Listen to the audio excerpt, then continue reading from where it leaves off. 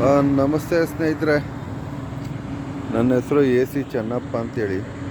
ನಾನು ಒಬ್ಬ ನಿವೃತ್ತ ಶಿಕ್ಷಕರ ಬಡಾವಣೆ ಮದ್ದೂರು ಸ್ನೇಹಿತರೆ. ನಾನು ಈಗ ನಿಂತಿರುವ ಜಾಗ ಒಂದು ಕೊಲ್ಲಿ ಸರ್ಕಲ್ ಅಂತ ಬರುತ್ತೆ.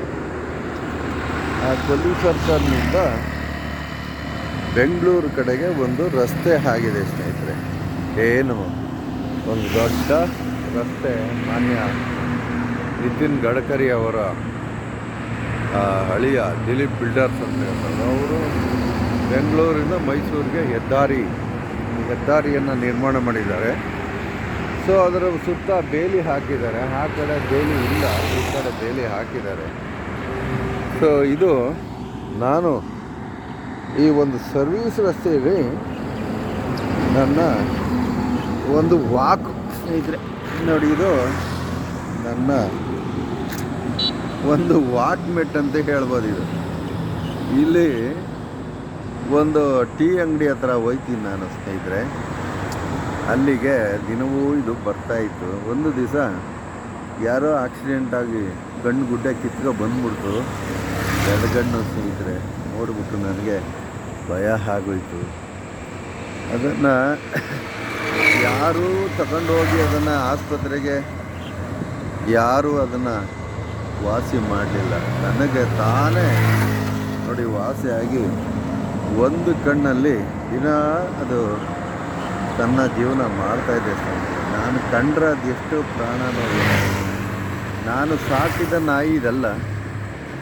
ನನ್ನ ಏನು ಒಂದು ಪರಿಚಯದಿಂದ ಅಲ್ಲಿ ಬರ್ತಿತ್ತು, ಕೂತ್ಕೊತಿತ್ತು, ನೆಕ್ತಿತ್ತು. ನನ್ನ ಒಂದೆರಡು ಬಿಸ್ಕೆಟ್ ಹಾಕೋದಂತೂ ಸತ್ಯ.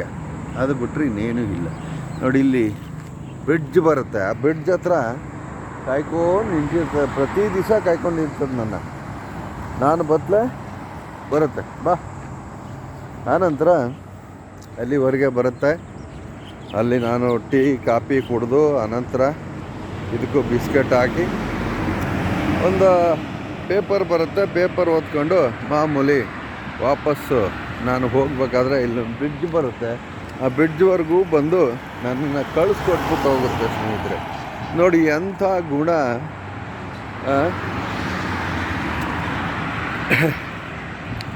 ತಾಯಿ ಸತ್ತ ಮೇಲೆ ತವರಿಗೆ ಎಂದು ಹೋಗಬಾರದೆವ್ವ, ನಾಯಿಗಿಂತ ಕಡೆಯಾಗುತ್ತೆ ನಿನ್ನ ಬಾಳು ಅಂತ ಯಾರೋ ಪುಣ್ಯಾತ್ಮ ಬರೆದ.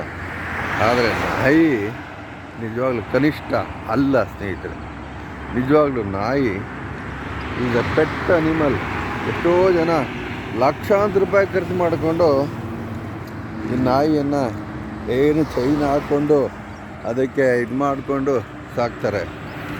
ನಿಜವಾಗ್ಲೂ ಅದು ಮನೆಯಲ್ಲೇ ಬೆಳೆದಂಥ ನಾಯಿ, ಚಿಕ್ಕದರಿಂದ ತಂದು ಮನೆಯಲ್ಲೇ ಬೆಳೆದಂಥ ನಾಯಿ. ಆದರೆ ಇದು ನಾನು ಆ ರೀತಿ ಬೆಳೆದ ನಾಯಿ ಅಂತೂ ಅಲ್ಲ.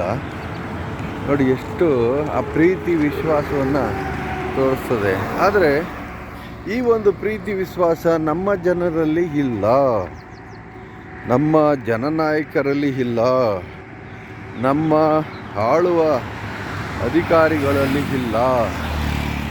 ನೋಡಿ ಇಲ್ಲಿ ಒಂದು ನಿಮಗೆ ಸಮಸ್ಯೆಗಳನ್ನು ನಾನು ಸಾಮಾನ್ಯವಾಗಿ ಕೆಲವು ಸಮಸ್ಯೆಗಳನ್ನು ಯೂಟ್ಯೂಬ್ ಚಾನಲ್ಲಿ ಮತ್ತು ಏನು ನನ್ನ ಫೇಸ್ಬುಕ್ ಚೆನ್ನಪ್ಪ ಹಾಲೂರು ಅಂತೇಳಿ ಸ್ನೇಹಿತರೆ ಫೇಸ್ಬುಕ್ ಅಕೌಂಟು, ಹಾಗೆಯೇ ಯೂಟ್ಯೂಬ್ ಚಾನಲ್ ಚೆನ್ನಪ್ಪ AC ಅಂತೇಳಿ, ಅದರಲ್ಲಿ ನಾನು ಈ ಥರ ಒಂದಷ್ಟು ವಿಡಿಯೋಗಳನ್ನು ಕುಂದು ಕೊರತೆಗಳನ್ನು ನಾನು ಇಲ್ಲಿ ಹಾಕ್ತೀನಿ. ನೋಡಿ ಇಲ್ಲಿ ಡ್ರೈನೇಜು, ನೋಡಿ ಇಲ್ಲೊಂದು ಮನೆ ಇದೆ. ಪಾಪ ಅವರು ದಿನವೂ ಕೇಳ್ತಾರೆ, ಏನಾರು ಮಾಡಿ ಇದನ್ನು ಒಂದು ವಿಡಿಯೋ ಮಾಡಿ ಹಾಕಿ ಸರ್, ಯಾರಾದರೂ ಬಂದು ಇದನ್ನು ಮಾಡಿ ಸಾಲ್ವ್ ಮಾಡಿಬಿಟ್ಟು.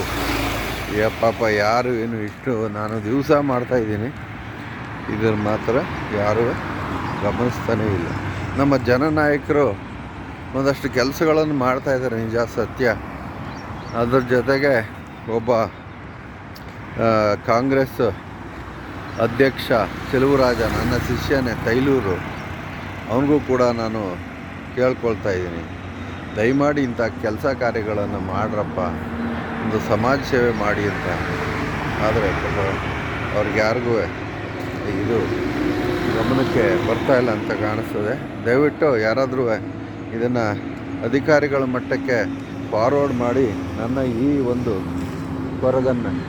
ನಿಜವಾಗ್ಲೂ ಚಿತ್ರನಟ ಅನಿರುದ್ಧ್ ಅವರು ಈ ಕೆಲಸ ಮಾಡ್ತಾಯಿದ್ದಾರೆ. ಬೆಂಗಳೂರು, ಮೈಸೂರು ಹೋದ ಕಡೆ ಒಂದಷ್ಟು ನೋಡಿ ಕಣ್ಣಾರೆ ವಿಡಿಯೋ ಮಾಡಿ ಅದನ್ನು ಗಮನಕ್ಕೆ ತಂದು ಅದರ ಏನು ಸಾಲ್ವ್ ಆಗಬೇಕು, ಒಟ್ಟಿನಲ್ಲಿ ಸಮಸ್ಯೆ ಸಾಲ್ವ್ ಆಗಬೇಕು, ಆ ಥರ ಮಾಡ್ತಾಯಿದ್ದಾರೆ ಸ್ನೇಹಿತರೆ. ನಂದು ಅಷ್ಟೇ, ನಾನು ಒಬ್ಬ ಸಮಾಜ ಸೇವೆ ಮಾಡಬೇಕು ಅಂತ ಹೊರಟಿದ್ದೀನಿ. 2023ರಲ್ಲಿ ರಿಟೈರ್ಡ್ ಆಗಿ 3 ವರ್ಷ ಆಗಿದೆ ಸ್ನೇಹಿತರೆ. ಏನೋ ಒಂದು ಇದ್ದಷ್ಟು ದಿನ ಕಾಲ ನಡೀತಾ ಇದೆ. ಡಾಕ್ಟ್ರು ಹೇಳಿದ್ದಾರೆ ವಾಕ್ ಮಾಡಿ ಅಂತ. ಒಂದು ತಲೆ ಕೂಡ ನನಗೆ ಆಪ್ರೇಷನ್ ಆಗಿದೆ ಸ್ನೇಹಿತರೆ. ಒಂದು 20 ಲಕ್ಷ ಕಳ್ಕೊಂಡೆ. ಏನೋ ಒಂದು ಪೆನ್ಷನ್ ಹಣ ಬಂತು ಅಂತ ಬದುಕಿ ಉಳ್ಕೊಂಡಿದ್ದೀನಿ. ಆ ಉಳಿದಿರೋ ದಿನಗಳಲ್ಲಿ ಇಂಥದ್ದೇನಾದರೂ ಕೆಲಸಗಳನ್ನು ಮಾಡಬೇಕು ಅನ್ನೋದು ನನ್ನ ಒಂದು ಆಸೆ ಸ್ನೇಹಿತರೆ, ಇನ್ನೇನೂ ಇಲ್ಲ. ದಯಮಾಡಿ ಇಂಥವುಗಳನ್ನು ಮಾಡಬೇಕು. ಆಮೇಲೆ ನನ್ನ ಯೂಟ್ಯೂಬ್ ಚಾನಲಲ್ಲಿ ಒಂದು ವಿಡಿಯೋ ಮಾಡಿ ಹಾಕಿದ್ದೆ. 63,000 ಜನ ನೋಡಿದರು. ಪಾಪ ಒಂದು ಸಣ್ಣ ವಿಡಿಯೋ ಅದು.